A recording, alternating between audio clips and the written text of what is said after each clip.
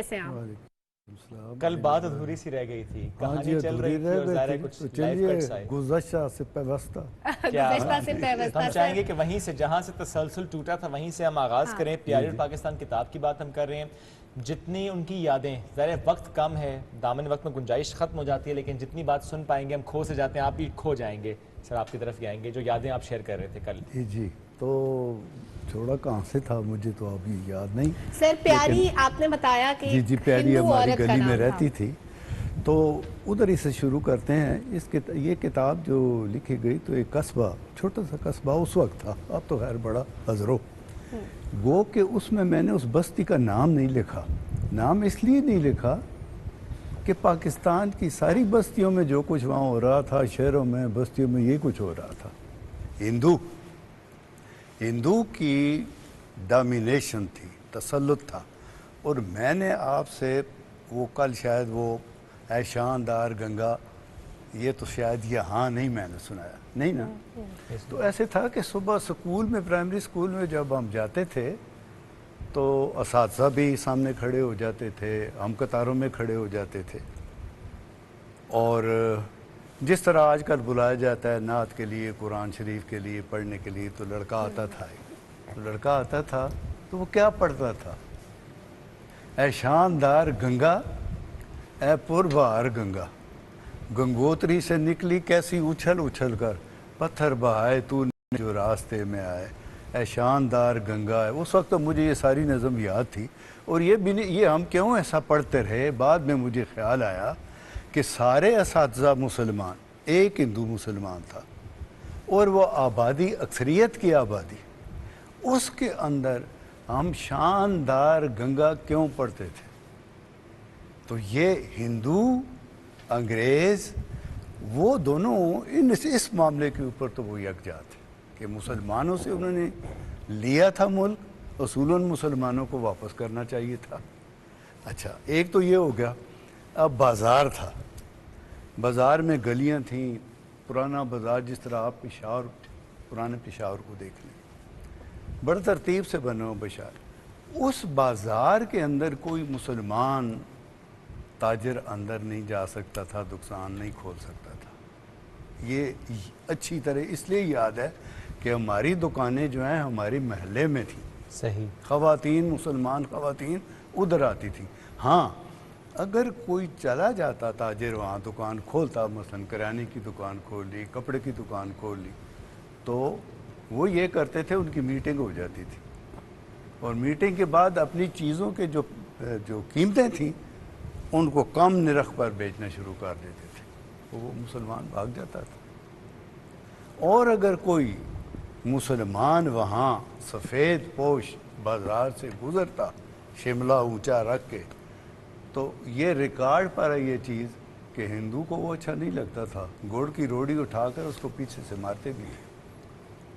اور ہماری عورتیں اور ہمارے مرد ان کے گھروں میں کام کرتے تھے ہندوؤں کے، 2.5 من کی بوری اٹھا کر ہمارا مزدور ننگے پاؤں اور گانٹھیں لگی ہوئی شلوار قمیض، وہ 2.5 من کی بوری اٹھا کر گوکل چند کے گودام سے، گوکل چند کا جو گودام تھا وہ وہاں سے ساری چیزیں جو ہے نکل کر آتی تھی، وہ ان کے دکانوں پر پہنچاتا تھا۔ یہ تھی۔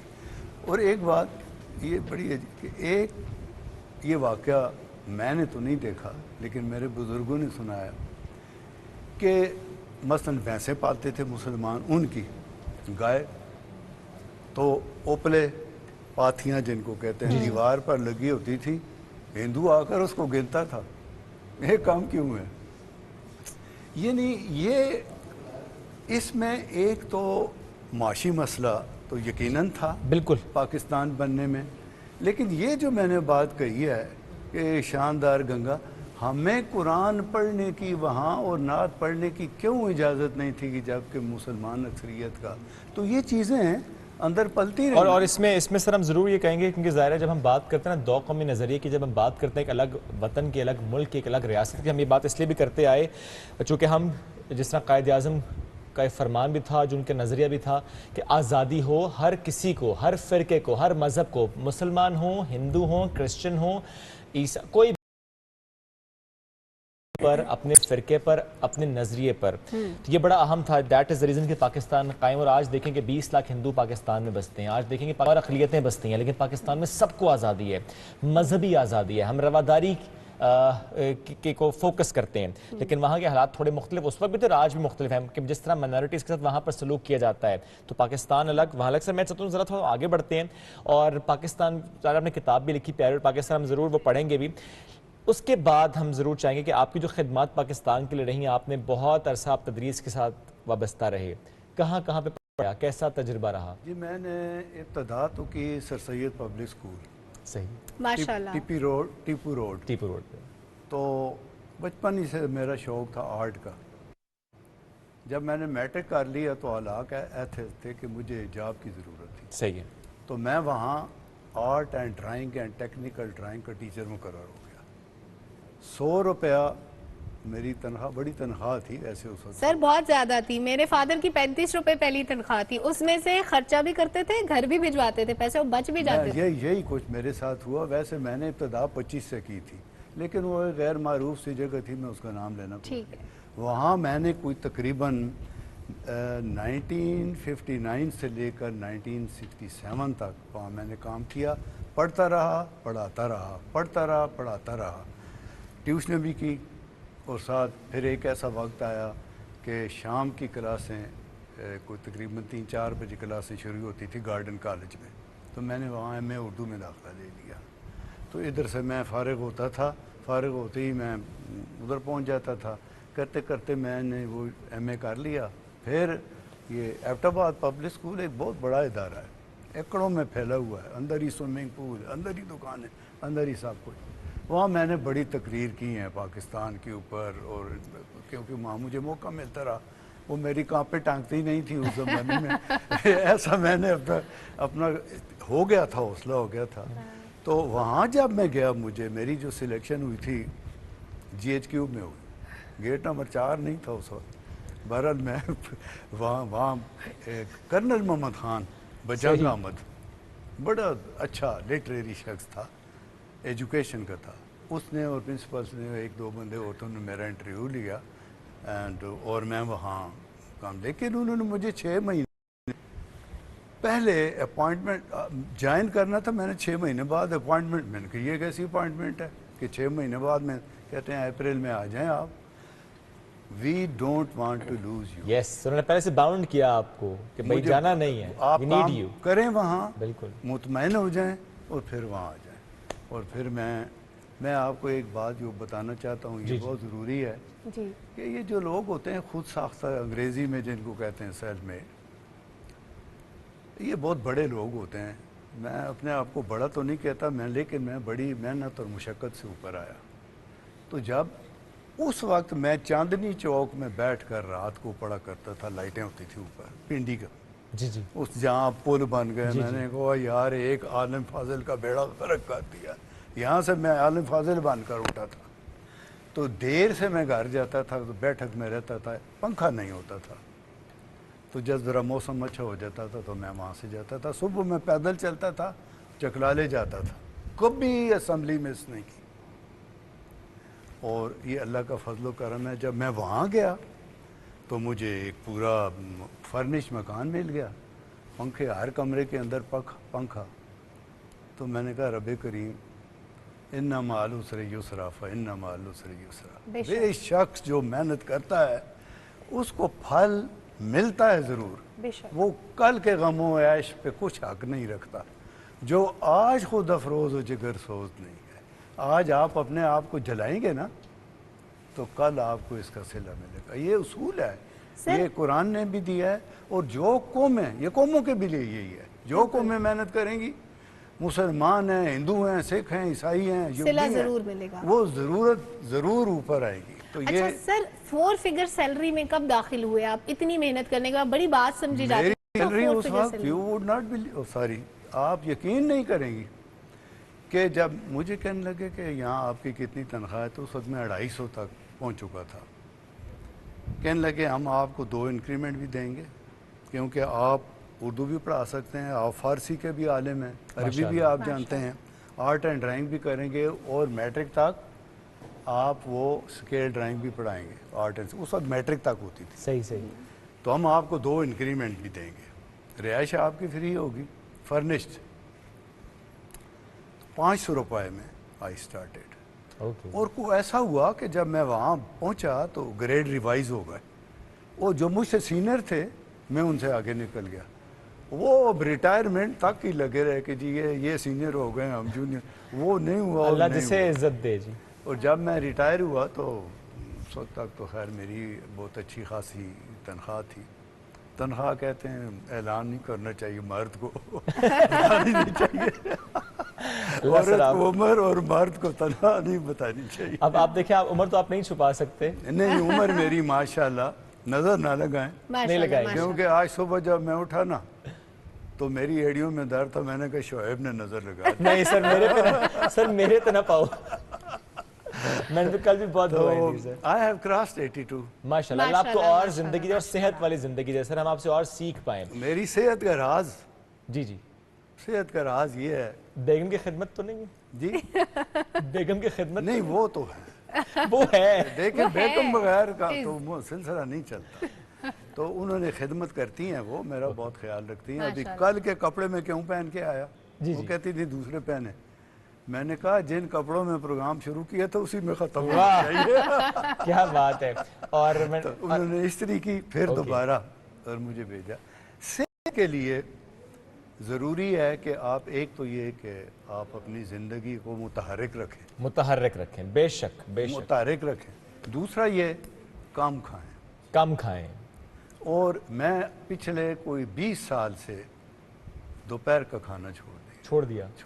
آپ کی کھانے کی کیا روٹین ہوتی ہے؟ صبح ناشتے میں کیا ہوتا ہے؟ ناشتے میں مجھے آج تک بچپن میں میری ایک کمی رہ گئی تھی. پراٹھا نہیں ملتا تھا. اور میرے ساتھ گھر میں میرا ایک دوست رہتا تھا. میں نے کہا قیامت کے دن تم سے پوچھا جائے گا تم پراٹھے کھاتے تھے؟ میں رات کی سوکھی روٹی کھاتا. آج کے مقام پر میں نے اس سے بات کی. پہلے تو وہ ہنسا پھر کہتا یار آپ کہتے تو ٹھیک ہے. وہ میری حسرت رہ گئی. میں آج تک پراٹھے بغیر مجھے ناشتہ اچھا نہیں لگا.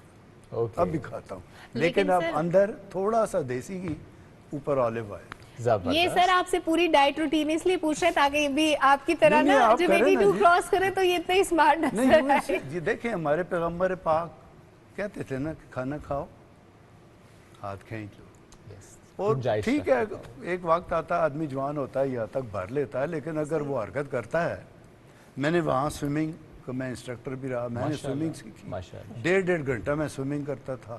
پھر باسکٹ بال میں نے وہاں لڑکوں کے لیے ضروری تھا. میرے ساتھ ہاتھ میں وسل ہوتی تھی ہاکی پہ.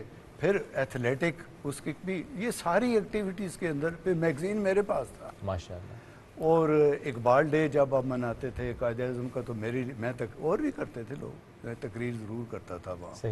تو اقبال پہ میرا جو ہے وہ مجھے شروع سے ہی بہت اچھا لگتا ہے. سر اقبال کا کوئی پسندیدہ شعر اگر آپ ہمیں سنا دیں. کل تو ایک شعر تو شعیب پہ بھی سنایا تھا وہ بھی ذرا میں کہتی ہوں اگر کوئی شعیب آئے میسر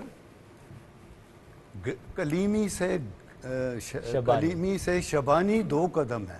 اگر آپ کو کوئی شعیب علیہ السلام جیسی شخصیت مل جائے تو آپ کیا ہے شبانی کریں گے بھیڑیں چرائیں گے لیکن کلیم اللہ بھی بن جائیں گے. اللہ سے ہم کلام ہونے والے. اور سر اگر آپ کا کو ہوسٹ شعیب ہو تو پھر کیا ہوئے؟ پھر یہ ہے کہ اس کو بتائیں گے 3 پیزے کھا جاتی ہے سر.